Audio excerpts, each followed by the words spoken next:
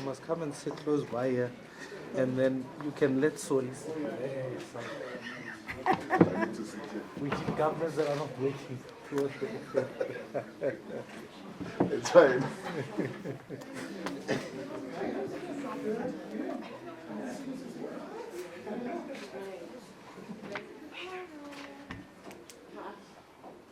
Can we ask that the Sundowns and Pirates fans please be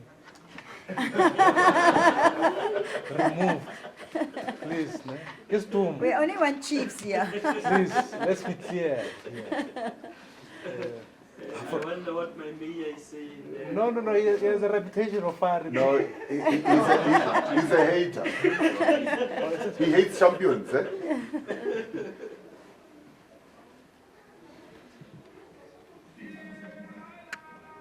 Across South Africa, more and more people have placed their trust in the DA. Where we govern, real change is on the way. Since the DA-led coalition took over Josie, 1,500 more JPD officers will be working to take drugs off our streets and keep our communities safer. In Nelson Mandela Bay, 12,000 residents are getting running water and toilets in their homes for the first time, bringing dignity to our people in informal houses. Since the DA took over in Tshwane, we are delivering title deeds to more than 6,000 residents, giving our people ownership of a home that can be passed on to their children. And in Cape Town, our 340 million rand job creation fund equips students with the skills they need to find work. There is still much more to be done, but Real change is on the way. This is just the beginning.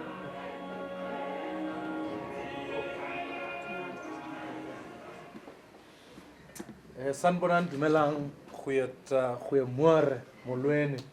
It's great to be here. I'm sure many of you worked hard during last year's local government elections,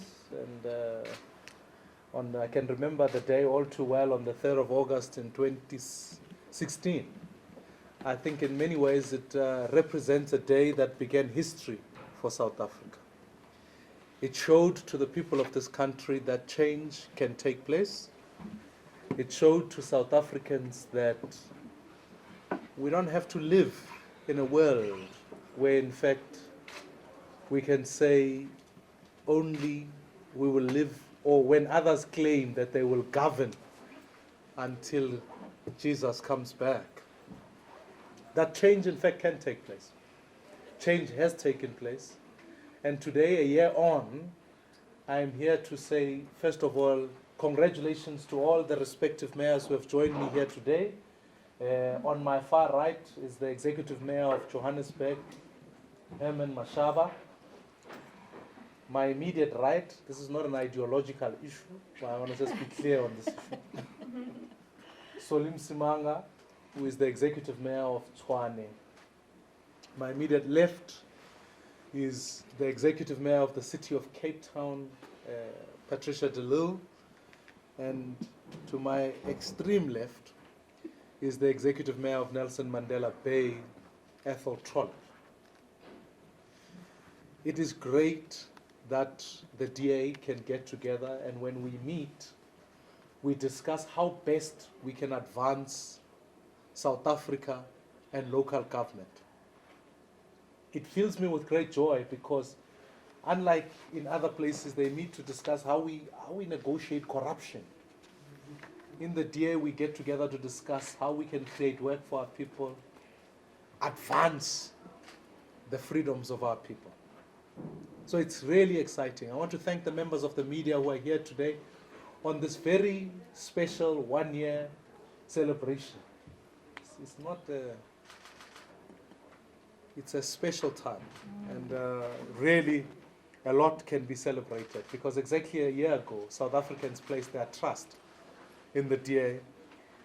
They exercised their democratic right that so many fought for and won in 1994. In fact, it was a historic moment on the 3rd of August last year when we saw a shift and a change. And the Democratic Alliance grew and started to govern in 3 new metros and retained Cape Town as a DA-run city. my deep excitement is that also ushered in the fact that the DA could govern with more than 50% of the local government budget to advance the freedoms of 16 million South Africans. Fellow South Africans, this has indeed been a watershed moment for so many of our people and as a nation. We have taken indeed a crucial step towards ensuring that if we can achieve it at local government, we can certainly build towards a post-ANC 2019. Because we demonstrate to the people of South Africa that government is about building a capable state, it's about ensuring you deliver for our people. And I am proud to say that the DA is showing that you've trusted us with local government, you will soon be able to trust us with national government, so we can show that all the resources of our people are designed to work for the people, not for the politicians. This, to me, is a positive development. When we campaigned last year, we said to the people of South Africa, we want to do effectively three things. We want to stop corruption, we want to create work for our people, and we want to act to deliver basic services. As the video you've just seen now simply says, we've only just begun, which is true. A lot of work still has to be done, but I'm grateful that we've made the start that we've made. I want to, upfront, acknowledge the work that has been done in coalition. Coalition governments in South Africa are the model for the future. So when I talk about 2019, I also describe a coalition-led government. I will ensure that it delivers for our people in South Africa. We are modeling it at local government. It isn't always perfect, but it works according to the legislative framework of what local government is designed to do, which is in fact to ensure that it has a very consultative IDP program that asks our people what their dreams and aspirations are. It gives us an opportunity to, against that backdrop, pass budgets that give effect to the vision that we've put forward in cities and in government, to give effect to the ideal that says we must stop corruption, deliver services to our people, and create work. And I want to say, in partnership with the National Coalition Agreement, which parties that we've worked so well with, and I want to express my gratitude to so many of their leaders as we've chartered a way in the last year. Parties with the UDM, the FF+, the ACDP, the Congress of the People, and the IFP. This has been an important development in South Africa of chartering a way forward. We've also worked extensively with the EFF, who have agreed that they would help us and pass and vote with the coalition on an issue-by-issue basis. This to me is a genuine reminder that if we're willing to put the people's need first, not patronage, not corruption, much can be achieved. I want to say, we don't take it lightly, the responsibility that the people of South Africa have placed on each of these mayors and upon the DA. We have a lot of work. What we inherited in government was a mess, to say the least. Often people talk about state capture at national level, and they forget that at local level, corruption had taken root, capture had manifested itself, and services were often not being delivered for our people. We have had to reverse this and ensure that we change the trajectory of local government. And to this effect, we started the profound work of DA-led coalitions, and where in fact we can ensure that we as a party first of all became a transparent and responsive government. We always held the absolute view that our citizens must be informed about the program that they've taken for, and ultimately where taxpayers' money has been spent. And to this effect, I'm very grateful for the team that is here. And in a moment, they will each have an opportunity to give a report back on some of the advances we've taken in the respective cities. I just want to touch on a few, which is to say that when the DA-led government assumed office in the metros of Joburg, Tshwane, and Nelson Mandela Bay, we had the mammoth task of turning these cities around, which were besieged with ANC corruption and maladministration. The ANC had 2 decades of cadre deployment, entrenching themselves in local government. So to turn this thing around takes an extreme amount of work. It becomes a place where, in fact, looting can occur.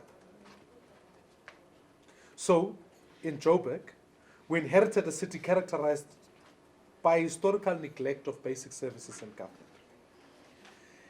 In other areas and in communities, there was, in fact, very little evidence of real service delivery. And against a growing population and an increase in joblessness, South Africans come to Joburg desperate for opportunity. We've had severe backlogs and a decay in infrastructure, as Mayor Mashaba will reflect in a moment. At this current point, to illustrate the very profound exercise of saying, if you want to stop corruption, you want to make sure all the resources are given to the people. That every cent that goes into the administration is for the people. Currently, at the moment, the city of Joburg has got 1,920 open investigations, ranging from corruption and fraud, theft, building hijack, and the like. All of this brings us to a staggering total of 10.4 billion rand in revenue lost by the city. Bagaetsho, ke madi a ma-Afrika Borwa. 10.4 billion rands is not a small sum of money. This is money we should be using to develop our people and to provide opportunity.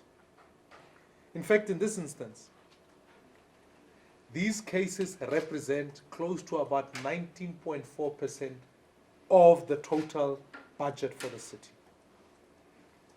Moreover, cases relating to allegations of corruption represent an astounding 8.9 billion rands lost in revenue alone, which, if you had all of those resources, we could in fact use them for the development of our people. We have profound backlog in infrastructure in Johannesburg, with an ultimate sense at which infrastructure development and maintenance, and without doubt, 232 billion rands of a funding gap that exists in a city like Johannesburg, which, regardless of how well you spend in the capital expenditure, you can appreciate that the backlog is severe. Johannesburg has a 300,000 housing backlog. And whilst, in fact, the previous administration only delivered 3,500 title deeds per year on average, in fact, delivered 3,500 houses per year, the backlog is inevitable. Even once you finish building houses, there's still many more South Africans who are without accommodation. When we arrived in the city of Joburg, it was clear that we were facing a billing crisis.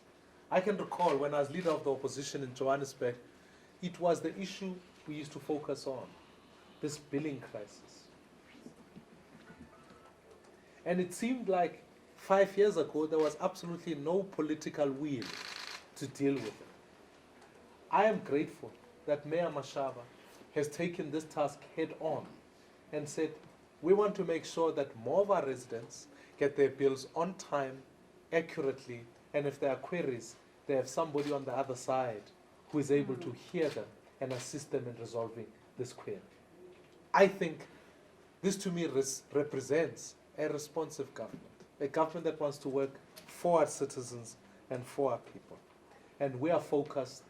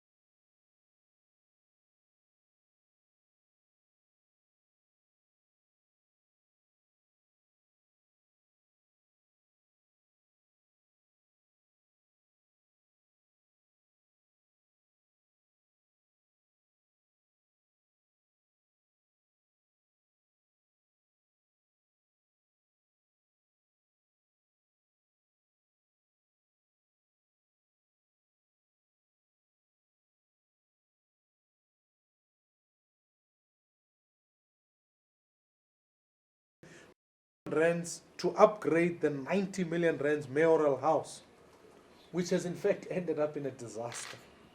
This has been large-scale losses that have occurred to a plumbing system, cupboards, and even roofs that were left damaged. Mtate Msimang, I was grateful that when he walked in, he said he does not need a mayoral house. This has been put up for markets and has been sold with the view of freeing up services for the people. Ebaye Nelson Mandela Bay, kuyacaca uba imali zabantu ebezityiwa pha. Or kanjani mhlenga? It is how figure power we saw there were many questionable contracts by the previous administration. In fact, the most telling was the supply of light bulbs at the value of 600 rand per light bulb. I don't know what these light bulbs did. There must be special ones at 600 rands. In fact, the former mayor saw it fit to splash out at 250,000 of the people's money to get his face onto the front cover of a magazine. Fellow South Africans, we've also discovered a contract worth 22 million rands with Mohlaleng Media, which duplicated the work of municipal staff and predictably delivered negligible outcomes. Mayor Trolley went in immediately and froze these contracts. The NC saw it fit to also blow 20 million rands on a vanity project called the City of Champions. That was nothing but a frivolous waste of South Africa's money with absolutely no local government purpose, function, or outcome. So from day one, this DA-led government has moved to dismantle that corrupt system that we found, ban the extravagant perks. In fact, I think the mayor travels now in economy class. Hey, and in fact, you know, in the DA, people look at us and they say, why we do these things? It's because we believe every cent, every bit of money must be given to the people, not to the politicians. And we've ultimately introduced a thorough and corrupt-proof systems to fundamentally overhaul what the ANC administration had deliberately designed to enrich their cronies and convicts. Fellow South Africans, we've only just begun. The work still needs to be there. In a couple of weeks, I'll be convening a city summit to discuss how we can attract investment into all of these cities, to ensure that you can ask each one of these mayors. The only thing I, as leader of the DA, ask them to do is to say, when you wake up every morning, the only question you should ask yourself is this: what have you done to assist to create work for our people? And what have you done to address the historical legacy where our people have been left behind? Two questions only. And each one of our mayors commits themselves to doing that. And it's been quite exciting to see the respective programs that have been brought together to build cities so that they're investment friendly. Our future in South Africa is one where cities are going to be at the forefront of economic drivers, ensuring that they maintain infrastructure and an infrastructure-led economic development, create work for our people, and ultimately address the historical legacies that we've inherited. Umsebenzi uqalile. I'm going to ask, starting with the Mayor of Johannesburg, perhaps you can give us a brief feedback on some of the achievements and some of the things that you've undertaken. I'll try and move these because the reshuffled in the so I'll reshuffle the microphones.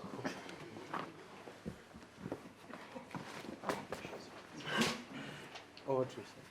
Thank you so much, Mmusi Maimane and my fellow executive mayors from respective municipalities. I think, for me today it's another historic day. Historic day in the sense that it reminds me of the 27th of April 1997 when I went 94 when I went to vote. Because 27 April 1994 when I went to vote, I knew what that vote, the weight that vote carried. 3rd of August 2016, that vote also carried the same way. And fortunate enough, it brought about the change that our people wanted. Here we are. Thank you so much, Mmusi, under your leadership, that the DA managed to gather additional 3 municipalities, one of which are run. Today, ladies and gentlemen, under DA-led administration in the city of Johannesburg, the city is well on its way to strengthening its hand as the economic powerhouse of Africa.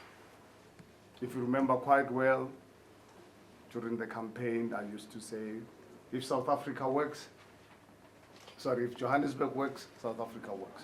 Now we're in government, we are saying Johannesburg that works is South Africa that works. Because I strongly believe without the economy of Johannesburg working, South Africa is not going to work. From all around the country, people flock to our city in the hope of finding opportunities and creating a better life for themselves and their families. But as such, the city is under great demand to deliver. My administration has risen to the challenge and has taken huge strides in moving Johannesburg forward. We get the net income, immigration in the city of Johannesburg just over 3,000 every single month. So we're facing huge challenges, and we have no choice than to do our best to cater for our people. Transport within the city has been a long-standing challenge, with hundreds and thousands of our residents requiring access to reliable public transport. Metrobus operates just under 400 buses carrying over 50,000 passengers daily, some of whom are amongst the poorest residents of our city. The city has thus far increased Metrobus capacity by 50%, adding 200 new buses to its fleet, providing residents with greater access to transport, something that I'm very proud about, excited about. Added to this, Metrobus has added additional operating time onto OR Tambo International Airport route during off-peak hours to connect commuters with their airlines. Well, this will mean that Metrobus will now offer 7 daily trips to and from the airport terminals and Gandhi Square in the inner city of Johannesburg. In the current financial year, the city has allocated 105 million for the installation and repair of broken traffic lights throughout the city. This year alone, 89 intersections were recabled and now joint-free. There's also been an 18% reduction in the average number of daily traffic lights faults over the past 7 months. This, ladies and gentlemen, has resulted in 55% reduction in the average traffic lights downtown per day. And something that I'm sure some of you attended our No Join project a few months ago. We are now beginning to see the results. Access to decent sanitation is a basic human right and ought to be priority for any caring government. This matter was neglected by the previous ANC administration. As such, our DA-led government more than doubled the previous sanitation budget, increasing it from 17 million rands under the ANC to current 40 million rands. This will enhance the delivery of decent sanitation to the city's informal settlements, highlighting our commitment to restore the dignity of Johannesburg's forgotten people. To improve access to services for some of our poorest residents, the city has rolled out extended operating hours at 6 clinics across Johannesburg, including clinics such as Princess, Freedom Park, and Zandspruit. For some, municipal libraries remain the only safe haven to study after hours in pursuit of a better education. Despite this, access to these libraries was limited. Therefore, the city moved to extend operating hours at 10 of our regional libraries, some open until as late as 22 hours, including this one which I launched, I think, just over a month ago, and some of you were here. libraries in Jabavu, Orange Farm, Deep Slows, being but a few. This will go a long way in ensuring that our youth, especially from disadvantaged backgrounds, have safe learning and studying environment after hours. Since piloting this project just 2 months ago, more than 2,000 users have benefited from the extended operating hours of these clinics, of these libraries. Moreover, 482 million rands has been set aside within Pick It Up budget for cleaning informal settlements over the next 3 financial years, guaranteeing that a cleaner living environment is not just reserved for just a few. A visible legacy of apartheid is prevalent in the city's housing shortage. Yet, last year, the previous ANC administration had a target of developing only 3,750 mixed housing development units. Alive to this injustice, the DA-led government increased this target to 5,000 in the city of Johannesburg, current financial year, and a total of 17,200 over the medium term. The city's fire services were severely under-resourced when the DA took over last year. Under my administration, greenlight the purchase of 28 new state-of-the-art fire engines at a total of 189 million rands. The city has also undertaken steps to employ an additional 160 firefighters to enhance the capacity of its emergency management services. The effects of drug abuse and drug-related crimes have long plagued the city, wreaking havoc on individuals, families, and our communities. The city thus launched a brand new K9 narcotics unit to tackle this scourge. The unit, made out of various authorities, including police and the Johannesburg Metropolitan Police Department, is a specialized team of officers and dogs who are trained to handle hijacking, robberies, bombs, kidnapping, and drug-related incidences. To date, the unit's laser focus on drug-related crime in hotspot areas has yielded much success, including the seizure of 56.28 kilograms of dagga at an estimated street value of 1.2 million rands, recovered 60 million rands in stolen mobile phones, and the seizure of 27 kilograms of illicit drugs with an estimated value of more than 44,000 rands in Terfontein and Roodepoort. These are just the few. As we've indicated, this is just the beginning. When we took over this administration on the 22nd of August 2016, I inherited a budget only allowed to do adjustment in February 26. Now, 1st of July this year, our new DA-led administration budget is in effect. I'm waiting to sit with you a year later to demonstrate to you what this budget is going to deliver to our people. As limited as it is, we will ensure that we use this budget effectively. Thank you. Thank you very much. And I want to ask, if you are tweeting, you can use the hashtag #RealChange. For how about DA delivers? For us, it's just DA. No, just DA. Yeah, we don't take sides. No.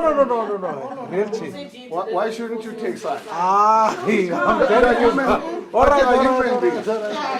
Let me give you the real change and deliver. No, but they're human beings, and human beings take sides.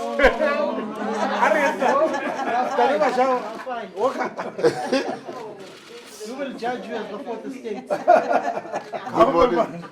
Good morning, colleagues. When we took over, after the 3rd of August, I did indicate that there are things that we know, and there are things that we knew that we didn't know. But when we took office, we got to know the things that we didn't know that we didn't know. So I'll repeat that. When we took over office, there were things that we knew, and we knew also that there are things that we didn't know. But when we got into the office, we got to know the things that we didn't know. Figure that one out. I'll get Steve Compeller to translate that. Your outreach really is coming out. Well, when we took over the capital city of South Africa, I think it was common knowledge that the capital city was technically bankrupt. A city that was operating on a 2 billion rand deficit. A city that was entangled in a number of, and still is, in a number of contracts, including the 2 billion rand smart meter, which were not in any way near smart. 12,000 dump meters that have been dumped on the residents of Tshwane to the tune of about 2 billion rand, which we are still now working towards. We are now in court trying to come out of that. And when we do come out of that, it will free 1 billion rand immediately that will be back in the hands of the city for the city to be able to deliver what it needs to deliver. When we took over, we were caught in cross-cutting problems around the city. We needed to then begin our work in ensuring that we stabilize the administration, that we then begin the process of ensuring that we create opportunities for we create economic opportunities for our people to be able to then better their lives. But we also ensure that the delivery of services take the center stage.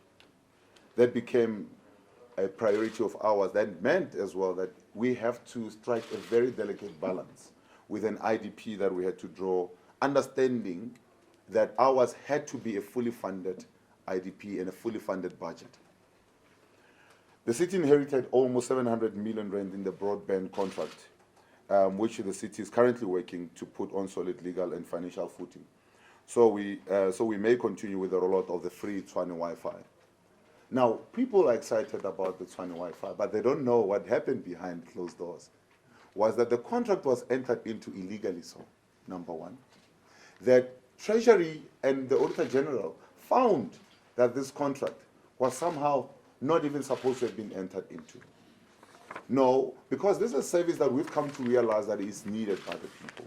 Ours right now is to make sure that we are able to A, fund it going forward, but B, we are also able to ensure that the areas that don't have access to that Wi-Fi right now will also begin to get Wi-Fi.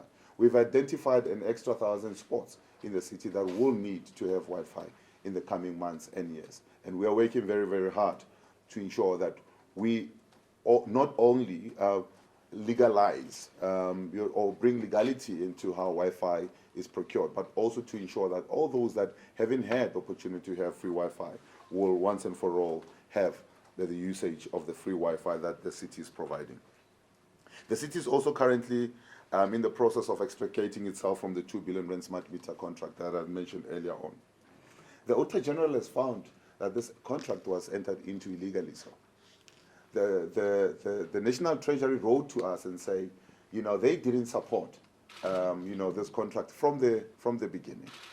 So the question now is, if that was not supported, what was the motive? If that was communicated, what was the motive then by the city manager and the previous administration to go into this? Because this is now robbing the city of hundreds of million rands every year. We are now sitting with 950 million rand that is sitting in an accrual account that we cannot even touch. That's why we're saying once we come out of this contract, it will free us to do much more work that we want to do. And we're looking forward to doing that in order for us to stabilize the supply of electricity and other services to our people in the city.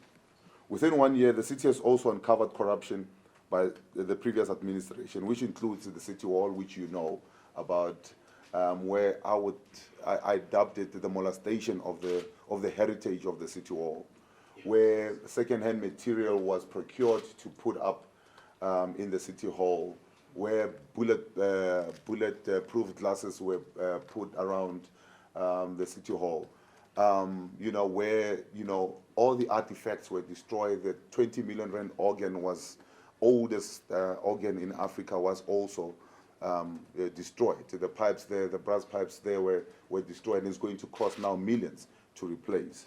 The chandeliers that were there has disappeared, And those are some of the things that we've found. We were also now working towards ensuring that the mayoral mansion is now going to be sold. We had an evaluator coming to look at it, and the amount of money that has already been spent on the renovation is not even going to be recovered because the value is way below what amount of money has been spent there. That goes to show what has been happening before we took over office. You would remember the Nicki Minaj one mic concert that took place where more than 60 million rand disappeared for a concert that never took place. The 30 million rand shoe polish debacle that took place there. Those are but some of the examples that took place, some of the examples of corruption that took place in the city.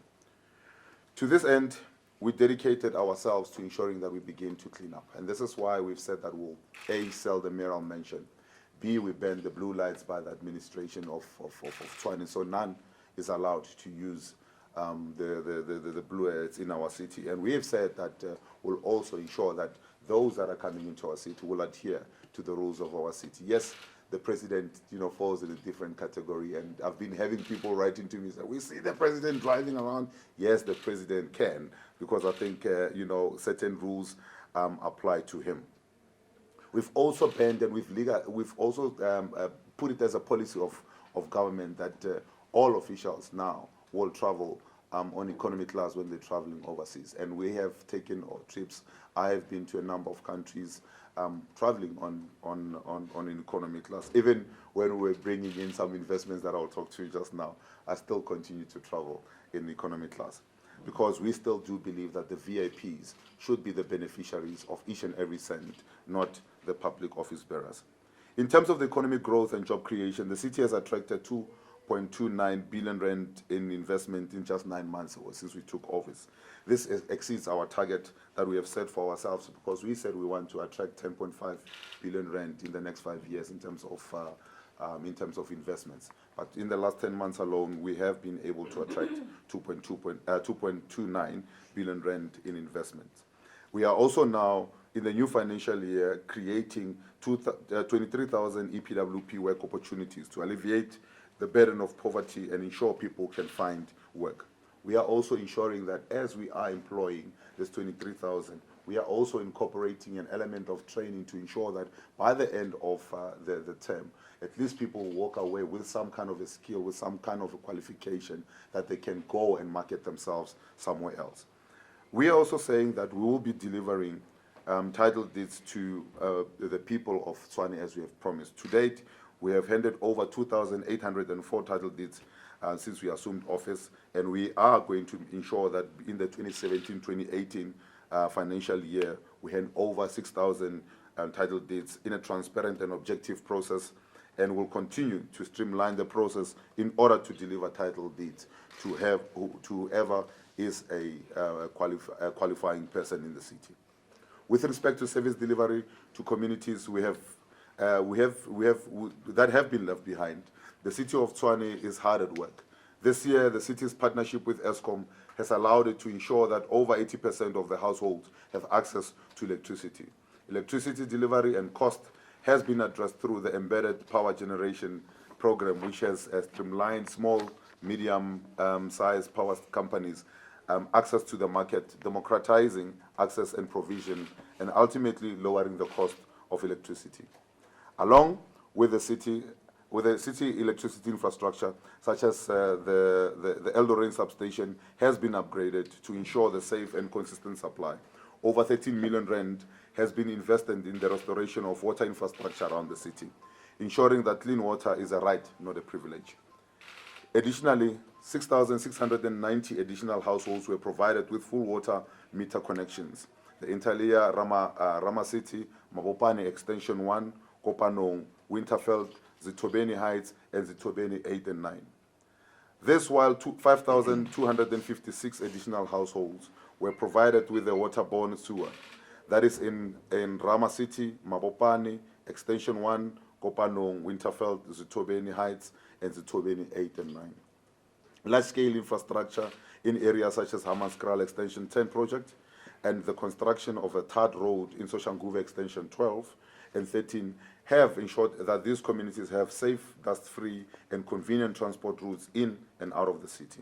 To create a much safer and secure city, the DA-led administration has allocated 2 billion rand to the Metro Police for efforts to rejuvenate the inner city so we can attract more investment, and to the anti-cable theft unit, which I established to deal with the criminality that hampers the provision of reliable water and electricity to our people. These units have led to a marked decrease in such criminal behavior. Being an open and honest DA government, it must be noted that these issues of cable theft is a serious challenge, which we will still have a long way to correcting if we are to grow the city and all our cities across the country. When we met with the mayor, with the president, we highlighted and raised the issue of South Africa being the biggest exporter of copper, yet we don't even have a mine of copper here in South Africa.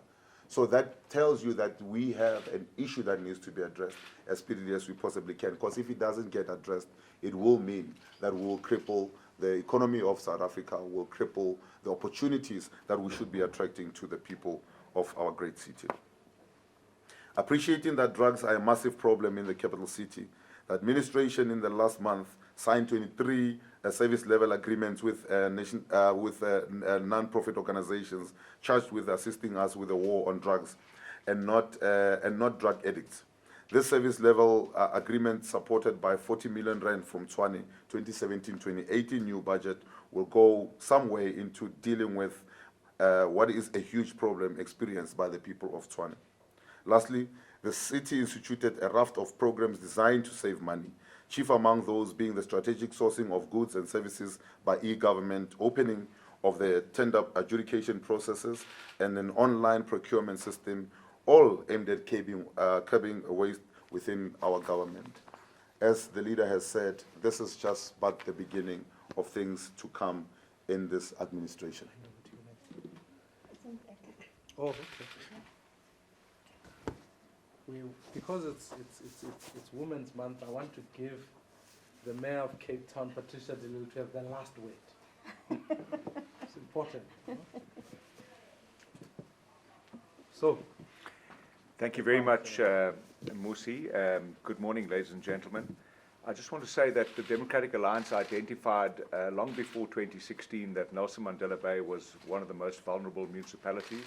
Vulnerable because under a succession of rapidly changing ANC mayors, that the people had lost trust in that municipality.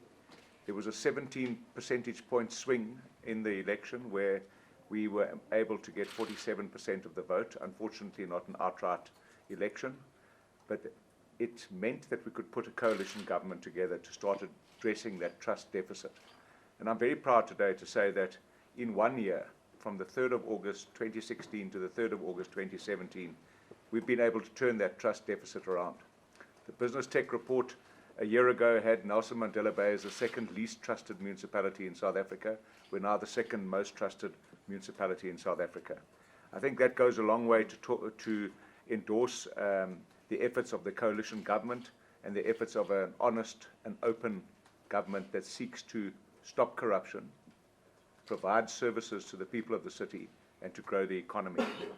In our first budget that we've just passed, 90% of that budget has been allocated to previously disadvantaged communities and individuals. This allows us to start addressing the inequality in the playing field or the living field of Nelson Mandela Bay. Our city's CapEx expenditure on the ANC budget in the last year is 93% and counting, which is a record capital expenditure in that city. Our operational expenditure is also at record highs. Our revenue collection rates are around 93.7%. They're not quite where we want them to be, but they are improving. Our city's financial position has not been better in the last 7 years. I think this is the most critical and important step in transforming townships into suburbs, which is our stated objective in Nelson Mandela Bay. 12,000 informal households are also in the process of receiving running water and sanitation for the first time, even in informal settlements, and we're busy with the bucket eradication program. We're also fixing the houses that were built without toilets and the toilets that were built without houses. We are connecting water and sanitation to thousands of those houses. One of the city's flagship projects is called Operation Buyisistima, which was launched this year, where we're handing out title deeds to thousands of people. We are also making sure that we have one housing list with integrity, and we are also insisting that we reclaim the authority and the responsibility to build houses ourselves as a metro city, because that was taken away from the city because of corruption under the previous administration. We're busy with Lindiwe Sisulu to say that the Housing Development Agency is making a mess with building houses in Nelson Mandela Bay. Many of them have to be demolished before people have even taken occupation of them. We want that authority back so we can do something about the backlog of 80,000 houses to bring dignity to the people of Nelson Mandela Bay. In order to create a safer city, we've launched the first Metro Police service in Nelson Mandela Bay. We have 114 trained officers. We've opened 2 precincts in 2 crime hotspot areas of the northern areas in Bethelsdorp and Ekwanabuhle on the Uitenhage side of Nelson Mandela Bay. These officers have been trained very well. They're already making an impact. They're collaborating with the South African police services, and we expect them to play a significant role in combating and curbing the gangsterism and the violence crime in our city. We're also creating opportunities by developing partnerships with transport, Department of Transport, for example, that have offered 180,000 students bursaries to the value of 34 million rand in the transport, road, rail, maritime, and public transport industry. We've also managed to turn around unemployment by 2% in the last quarter of the last financial year. These are significant gains in what Mmusi Maimane refers to as creating jobs for people, because it's all about jobs in a city like Nelson Mandela Bay, where the unemployment rate for young people is near 50%. That means every second young person is without a job, and we have to turn that around.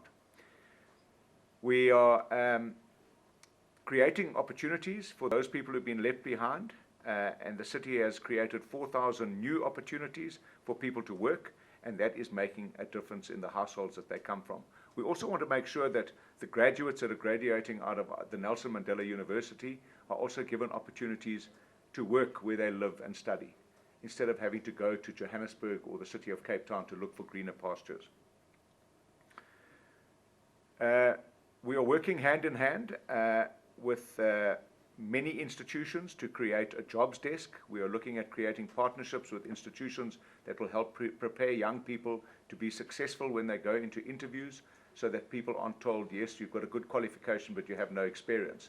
We are training young people to be able to be absorbed into the jobs market. Lastly, we have taken significant steps to reverse the ANC status quo of government first, people last. The use of blue lights, like in Tshwane and the other cities, have been outlawed in Nelson Mandela Bay. We've stopped all business class travel for politicians and officials. We've opened an anti-corruption hotline, an ethics hotline, and also we have frozen, as Mmusi Maimane said, and cancelled a number of controversial contracts. We have suspended and charged and fired a number of senior officials, and there are investigations continuing in those controversial contracts. We have taken a decision, though, that we're not going to spend the next 5 years digging for old bones. We're going to go after a few of the clearly controversial and corrupt contracts, and we're going to move forward to deliver a city that provides opportunity for all of the people in Nelson Mandela Bay. Thank you. And now to the city of Cape Town. Thank you. Thank you, Leader. I am no longer alone as the executive mayor of the city of Cape Town. I've got 3 brother mayors, and thanks to your hard work, Leader, for that. In the city of Cape Town, we received a fresh mandate on the 3rd of August, a 2/3 majority.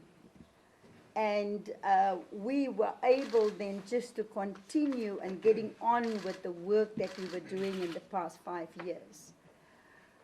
And so we've got a trust and the confidence of the people of the city of Cape Town, and they know that at all times we're working hard to continue to delivering the best services in our country.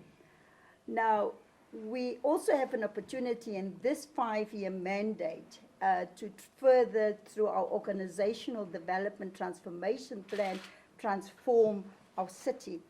And we've already seen the fruits of that transformation in our city. Despite the poor performance of the national economy, our junk status, the City of Cape Town has been able to facilitate investment into our city of 2.6 billion rand, creating more than 6,300 jobs. And we've done that by investing in infrastructure. We've invested over the past 4 years more than 22 billion rand in infrastructure, and that is not enough.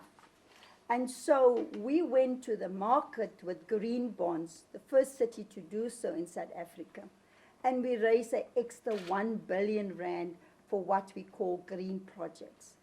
As you know, Cape Town is currently in the worst drought that we have in 100 years, and certainly this extra money from the green bond will help us. But then we also have a duty towards making a contribution of skills development in our city. So we have set aside in this financial year alone 21 million rand for scholarships, for bursaries, for apprenticeships. We need more tradesmen and tradeswomen in our country that can do welding, construction, electricians, and so we've opened up the city for apprenticeship to achieve that.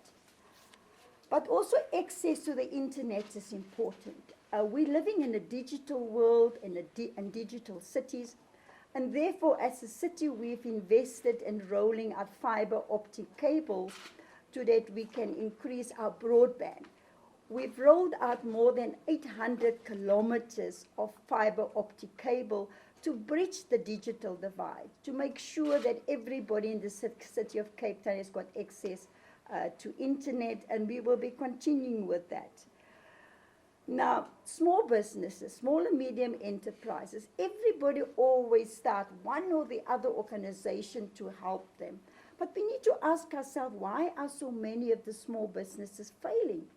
So we decided to change our tact with this and selected 500 existing small and medium enterprises and establish a one-stop shop where we will continue for the next 5 years to help them with whatever they need to become profitable, to grow, to find a market, rather than keep on establishing new ones, help the existing ones to succeed. Then we also have to make a contribution towards job creation. So for this financial year, I have established a mayoral job creation fund by putting aside 301 million rand to help to create skills. And how are we doing this? We are interacting with all the growth sectors in Cape Town. Like one of the growth sectors is call centers. Last year we created about 4,000 jobs through call centers. So we approach the call centers, and I say to the call centers, I will pay the salary for 100 people in your company for a full year, but on condition that after you've trained them, you also employ them. And so we have got that agreement with the hospitality industries, the hotels and the restaurants. So that's our contribution towards skills development in our city. But then what we always forget about are the hundreds and thousands of unemployed people in our cities. And sometimes they don't even have the means to go and look for a job or to go out and do an interview.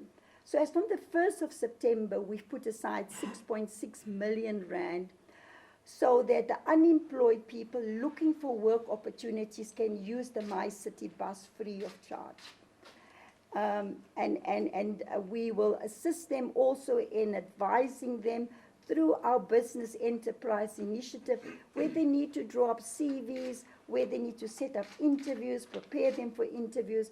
But the 6.6 million rand will help them to go out and find jobs. We're also very proud as a city that in the past year, we have issued 219,000 purchase orders to companies that are BBBEE compliant. And that translates into 92% of all the procurement of the city, further translating into 14 billion rand. So we are trying to improve. If we've got the biggest vendor database in the country, and we assist small BBBEE companies to become registered, to comply with all of this onerous legislation. And then we make sure that all our procurement is shared not only amongst the big companies, but all the companies on our vendor database. Also, to address the legacy of apartheid, the spatial planning of apartheid is still evident in all cities in South Africa. Because what apartheid spatial planning did was to put black and colored people, Indian people, far away from opportunities. So in Joburg, you've got your Sowetos. In Cape Town, you've got Khayelitsha. In Port Elizabeth, you've got Motherwell, all far away. So you've got those open spaces of apartheid planning. We're changing that in the city of Cape Town. Why must poor people spend more than 40% of their income on transport just to get to work? So now we are bringing people closer to job opportunities. And so what we've done through our new integration plan, just in the next 6 months, we're going to build about 700 housing opportunities within the city center. We have just also concluded a tender that will be announced in the next few weeks, with another 4,000 affordable housing opportunities is going to come into the city. And that is how we deal with the apartheid spatial planning, to bring our people closer to job opportunities. My colleague spoke about the title deeds. Of course, we had 5 years to deal with title deeds. We've issued in the past 5 years 148,000 title deeds. Just this last month, I've issued another 5,000. And just in conclusion, Cape Town is the second fastest growing city in our country after Joburg. But I can tell you that despite the growth and despite urbanization and so many people moving to the cities, we've been able to maintain and actually improve our service delivery record in our country. So leader, with your support and with your help, we will continue to build cities, because cities are the drivers of change. I can tell you now, national governments, in the biggest scheme of things, of what is needed for our people in the country, doesn't play a role.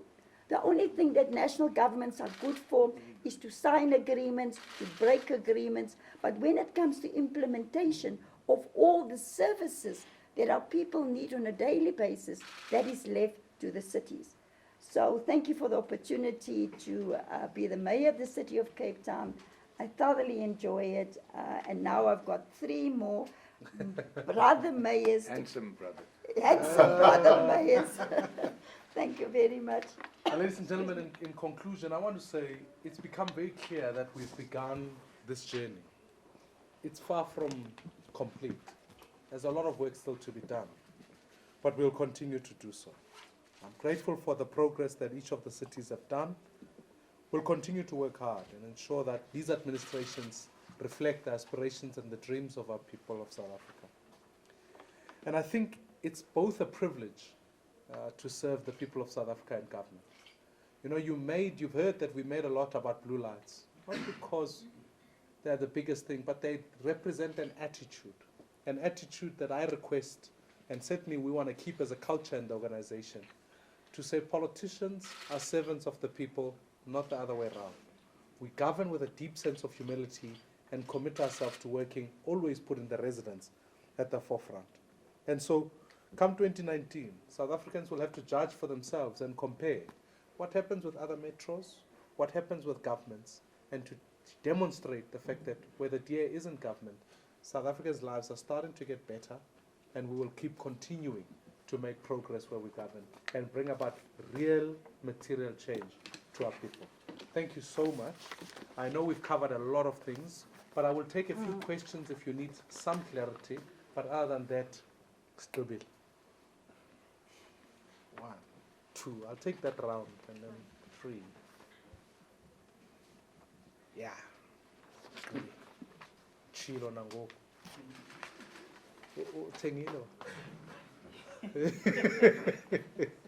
Yes. Sir.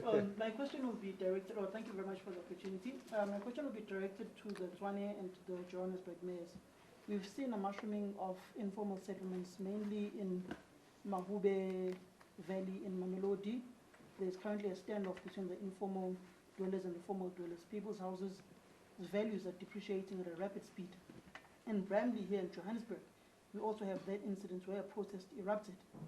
How are you going to resolve this crisis? Because seemingly your partners in these metros, the EFF, is saying that people must occupy vacant land. Where Mayor Msimanga yesterday said he finds himself in a dilemma where he has to choose, and he can't evict the people because there is a court interdict that prevents him from doing so.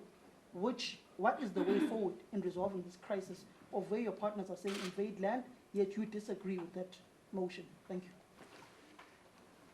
I'll take all three and then we're done. Hi, sorry, thank you so much. I'm Claudie Madovich from Business Day. I just wanted to find out, I know Mayor Trollip referred to his capital expenditure and what has been done with the ANC budget in terms of your CapEx. But I just wanted to find out, how has the CapEx looked for all of the other cities as well? And and I know it's pre-audit, but it would still be good to just know where you're sitting on this. As well as, where are you with spending on your housing top structure grants that you have received? I know the MEC Mashatile in general says when they give this top structure grants, it's about how you deliver and how you work with the budget. So if you can help me with that. And then, how has it been, especially for the three new mayors, going into coalition governments, but you're still governed in terms of a provincial level by an ANC government? How has that relationship been? And how has that changed? How have you worked around, like, moving between the different spheres of government? Thank you so much. I mean, you've asked three big questions. What I'm going to try and do is, obviously the mayors will be here for a while, so if you want to also pick up one-on-one with them, okay, cool. You're more than welcome to do so, because otherwise we could ask respective questions that could be repeated 4 times. I'd much rather be easier if you also engage people individually. Last question here. Yeah, the last question, I'm referring to something you said, but I want you to answer directly. I'm Jana from Netwerk 24, Donna Marks.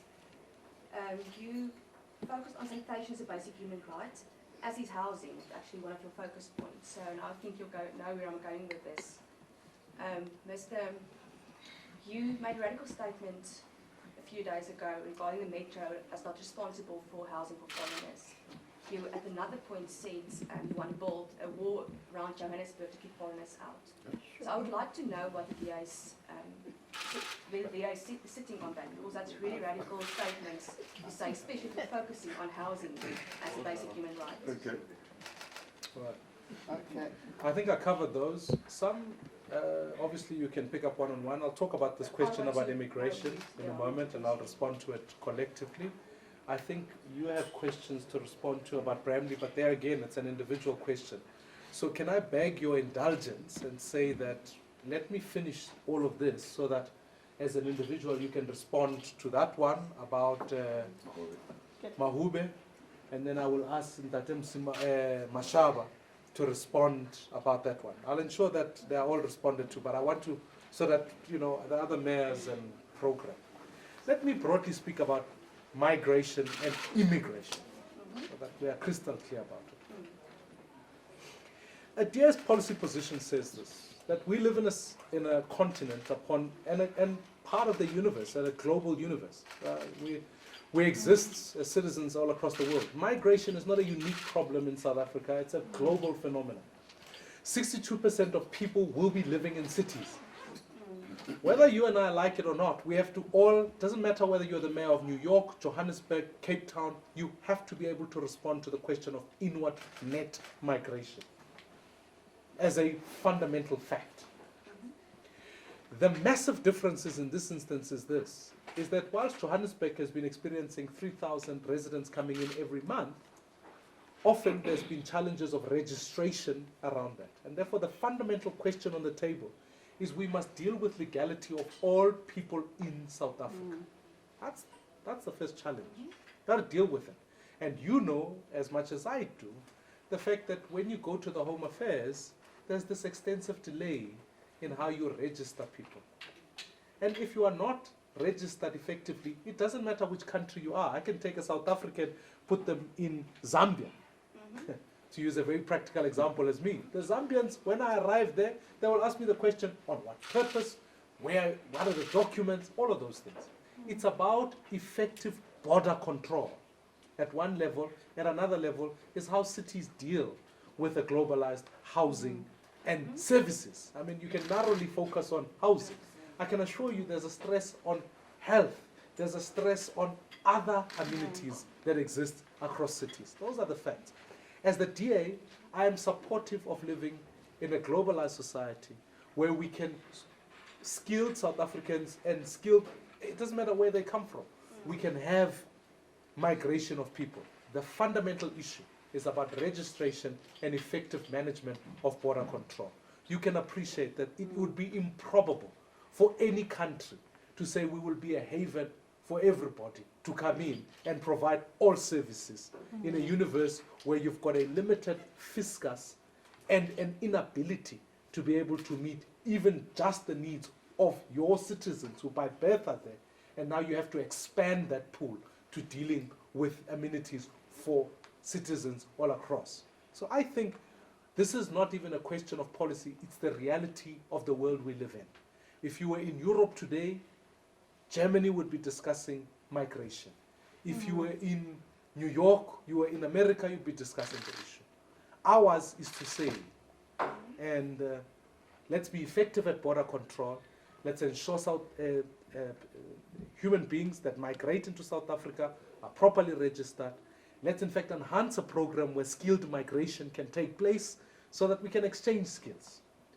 In a world that we live in today, when skills move from one country to the next, it helps development. We have industries in South Africa that have benefited from skilled migration, just like other countries have benefited from the migration of our own skilled people who go into those countries. It's the nature of a globalized society. But what you can't do is simply sit back and say, there's just an ineffectiveness at border control, and therefore when people are around, you have to deal with poor registration, because the net effect of that is that you are stuck having to deal with other aspects, not only services, but questions around how do you ensure security, how do you ensure that there's harmony among citizens in a legalized format. That's our stance. So I think at the end of it, we can deal with individual mayors respectively. Ladies and gentlemen, I want to thank you for your time and thank you for being here. Kia leboga and goes. You can come, we'll deal with your question. We'll not run away from that.